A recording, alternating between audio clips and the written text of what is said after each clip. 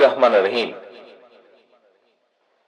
বাংলাদেশ জাতীয়তাবাদী দল বিএনপির বর্ধিত সভায় উপস্থিত বিএনপির জাতীয় স্থায়ী কমিটির সম্মানিত সদস্যবৃন্দ, উপস্থিত প্রতিনিধিবৃন্দ, সারা দেশ থেকে আগত বিএনপির ডেলিগেট বৃন্দ এবং সারা দেশে বিএনপির লক্ষ কোটি কর্মী, সমর্থক, শুভার্থী, শুভাকাঙ্ক্ষী বৃন্দ, আসসালামু আলাইকুম। বাংলাদেশের গণতান্ত্রিকামী জনগণের আশা আকাঙ্ক্ষার প্রতীক বাংলাদেশ জাতীয়তাবাদী দল বিএনপির বর্ধিত সভা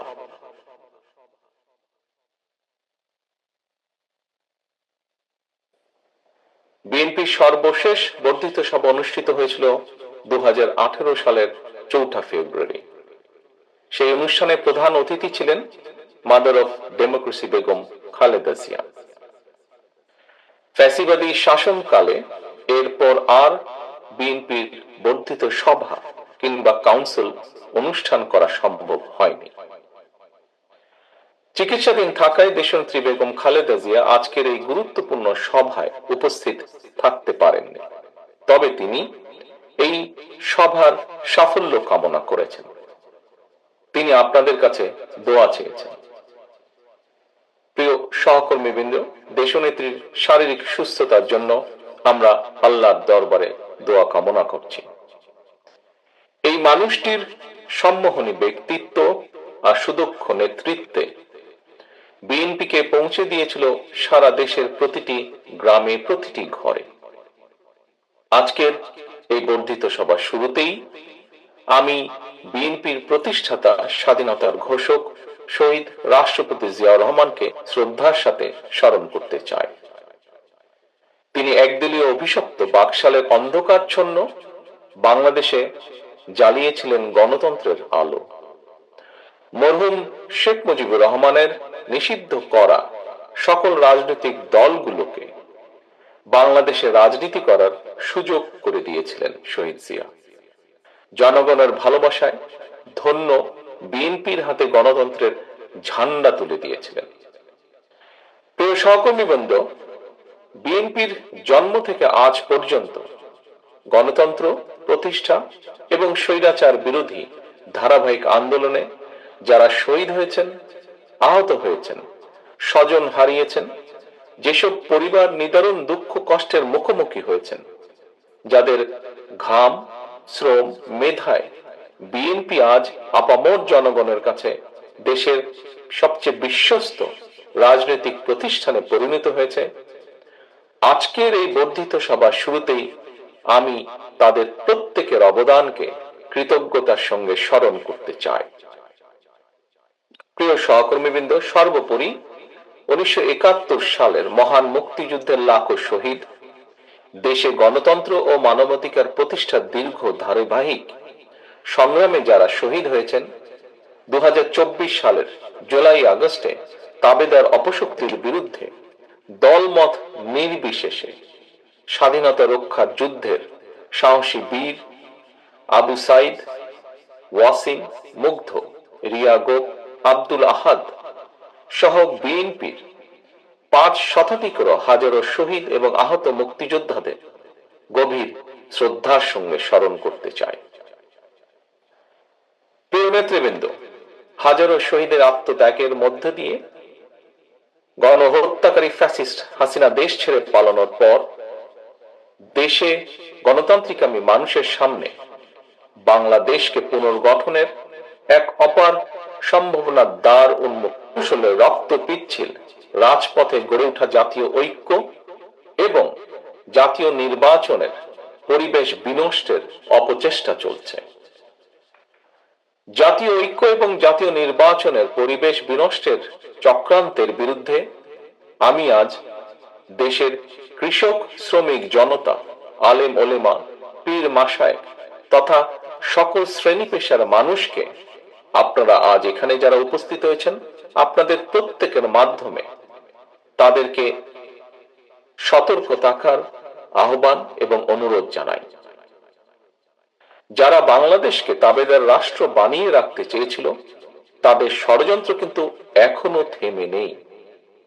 সংস্কার কিংবা স্থানীয় নির্বাচন, এসব ইস্যু নিয়ে জনগণের সামনে এক ধরনের ধূম্র জাল সৃষ্টি করা হচ্ছে। রাষ্ট্র এবং রাজনীতিতে সংস্কার একটি ধারাবাহিক প্রক্রিয়া। বিএনপির কাছে সংস্কারের ধারণা নতুন কিছু নয়। সরকারে কিংবা বিরোধী দলে বিএনপি যখন যে অবস্থানেই দায়িত্ব পালন করেছে, জনগণের আকাঙ্ক্ষাকে ধারণ করে সময়ের পরিপ্রেক্ষিতে সব সময় রাষ্ট্র, সরকার ও রাজনীতিতে প্রয়োজনীয় সংস্কার করেছে বিএনপি এবং করার চেষ্টা অব্যাহত রেখেছে।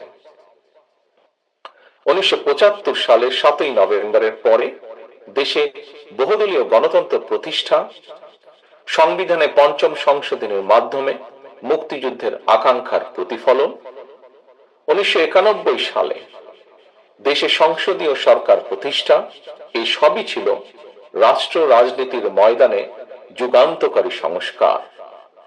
এছাড়াও বিভিন্ন মেয়াদে রাষ্ট্র পরিচালনার দায়িত্বে থাকাকালে বিএনপি সরকার স্কুল কলেজে বিনা বেতনে মেয়েদের শিক্ষার সুযোগ সৃষ্টি, রাষ্ট্র ও সমাজে মুক্তিযোদ্ধাদের যথাযথ মূল্যায়ন নিশ্চিত করতে মুক্তিযুদ্ধ মন্ত্রণালয় প্রতিষ্ঠা, বিশ্বের তথ্য প্রযুক্তির সঙ্গে তাল মিলিয়ে বাংলাদেশকে প্রস্তুত রাখতে বিজ্ঞান এবং তথ্য প্রযুক্তি বিষয়ক মন্ত্রণালয় প্রতিষ্ঠা, প্রবাসী বাংলাদেশীদের কল্যাণ নিশ্চিত করতে প্রবাসী কল্যাণ ও বৈদেশিক কর্মসংস্থান মন্ত্রণালয় প্রতিষ্ঠা,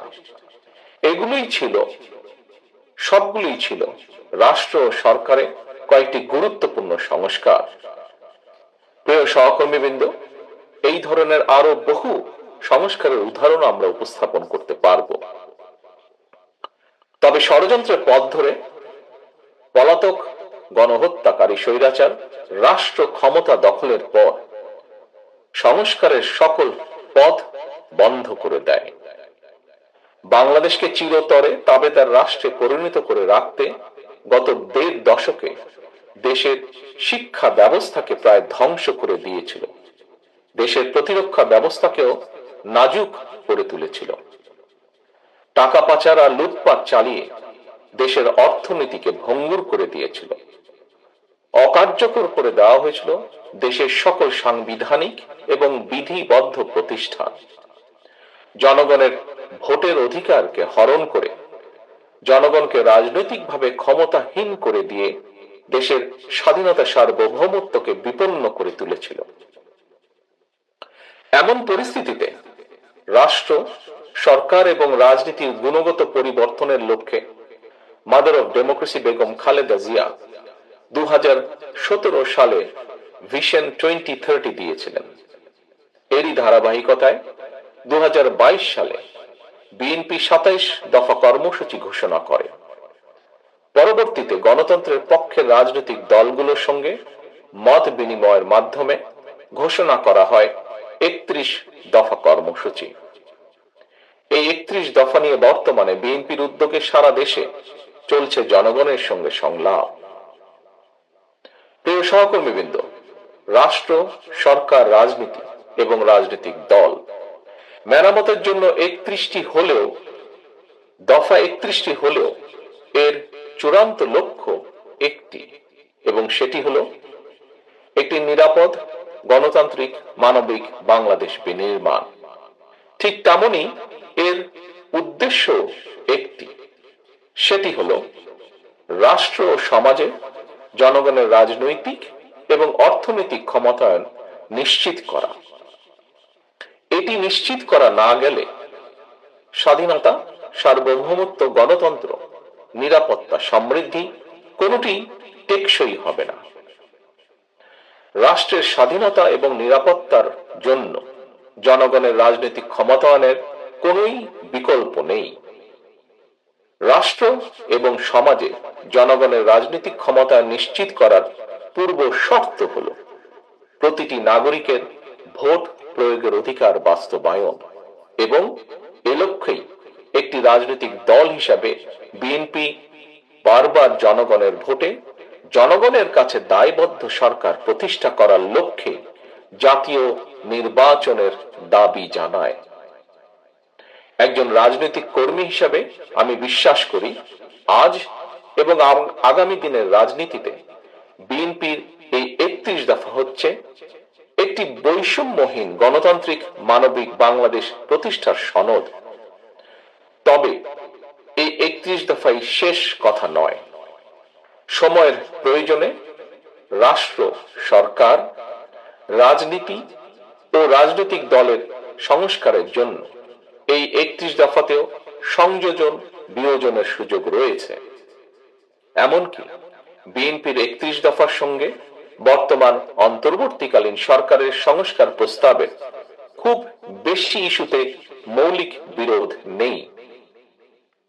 সম্মানিত নেতৃবৃন্দ, বিভিন্ন সময় জাতীয় নির্বাচন নিয়ে প্রধান উপদেষ্টার বক্তব্য জনমনে ইতিবাচক ধারণা সৃষ্টি করলেও জাতীয় নির্বাচন নিয়ে কোন কোন উপদেষ্টার বিভ্রান্তিমূলক বক্তব্য, মন্তব্য স্বাধীনতা প্রিয় গণতান্ত্রিকামী জনগণের জন্য হতাশার কারণও হয়ে উঠেছে।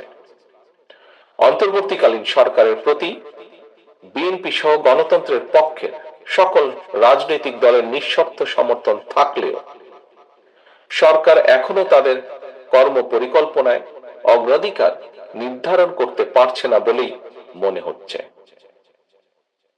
সারা দেশে খুন, হত্যা, ধর্ষণ, চুরি, ছিনতাই, রাহাজানি বেড়েই চলেছে।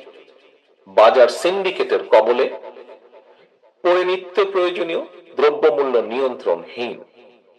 বর্তমান অন্তর্বর্তীকালীন সরকার এখনো মনে হয় দেশের আইন শৃঙ্খলা পরিস্থিতির উপরে সম্পূর্ণ নিয়ন্ত্রণ প্রতিষ্ঠা করতে পারেনি।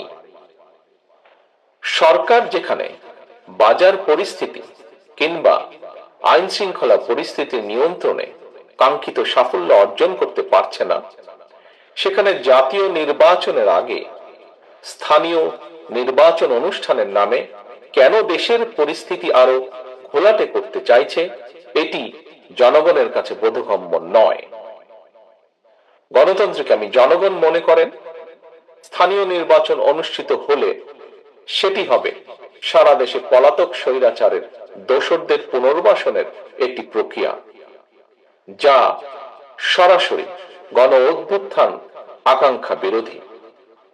গণহত্যাকারী, টাকা পাচারকারী, দুর্নীতিবাজ মাফিয়া চক্রকে পুনর্বাসন প্রক্রিয়ার এই ফাঁদে বিএনপি পা দেবে না, বিএনপি পা দিতে পারে না। প্রিয় সহকর্মীবৃন্দ, বিএনপি জনগণের কাছে প্রতিশ্রুতিবদ্ধ আগামী জাতীয় নির্বাচনে বিএনপি জনরায় রাষ্ট্র পরিচালনার দায়িত্ব পেলে গণহত্যাকারী, মানবতা বিরোধী অপরাধীদের বিচারের মুখোমুখি করবে। অন্তর্বর্তীকালীন সরকারের প্রতি আহ্বান, সারা দেশে গণহত্যাকারীদের দোসর মাফিয়া চক্রকে পুনর্বাসনের স্থানীয় নির্বাচন অনুষ্ঠানের পরিকল্পনা থেকে সরে আসুন। অবিলম্বে আগামী দিনগুলোর জন্য অন্তর্বর্তীকালীন সরকারের সুনির্দিষ্ট কর্ম পরিকল্পনার রোডম্যাপ ঘোষণা করুন। গণহত্যাকারী মাফিয়া প্রধান হাসিনা দেশ ছেড়ে পালানোর পর এ পর্যন্ত বেশ অনেকগুলো নতুন রাজনৈতিক দলের আত্মপ্রকাশ ঘটেছে। বহুদলীয় গণতন্ত্রে বিশ্বাসী বিএনপি সকল নতুন রাজনৈতিক দল ও সংগঠনকে স্বাগত জানায়। তবে নির্বাচনের মাধ্যমে গ্রহণ কিংবা বর্জনের চূড়ান্ত সিদ্ধান্ত জানাবে জনগণ। সুতরাং প্রতিটি দলের অংশগ্রহণ একটি অবাধ ও সুষ্ঠু নির্বাচন, জাতীয় নির্বাচন অনুষ্ঠানের লক্ষ্যে সবার আগে নির্বাচন কমিশনকে প্রস্তুত রাখতে হবে। দেশে একটি অবাধ এবং সুষ্ঠু নির্বাচন অনুষ্ঠানের জন্য নিরপেক্ষতাই হচ্ছে অন্তর্বর্তীকালীন সরকারের সবচেয়ে বড় পুঁজি। কিন্তু সরকারের নিরপেক্ষতা নিয়ে ইতিমধ্যেই জনমনে সন্দেহ, সংশয় সৃষ্টি হয়েছে। নিজেদের নিরপেক্ষতা বজায় রাখতে আমি বাংলাদেশ জাতীয়তাবাদী দলের পক্ষ থেকে অন্তর্বর্তীকালীন সরকারের প্রতি আরো সতর্কতা অবলম্বনের আহ্বান জানাই। প্রিয় নেতৃবৃন্দ, এবার আমি সারা দেশে বিএনপির নেতা কর্মী, বিশেষ করে এই বর্ধিত সভায় আপনারা যারা উপস্থিত হয়েছেন, উপস্থিত নেতৃবৃন্দের উদ্দেশ্যে কয়েকটি কথা বলতে চাই। দীর্ঘদিন থেকে আমি আপনাদের কাছে শারীরিকভাবে দূরে থাকলেও যোগাযোগ এবং কর্ম পরিকল্পনার মাধ্যমে আমি কখনোই আপনাদের কাছ থেকে দূরত্ব অনুভব করিনি। আমার মনে হয়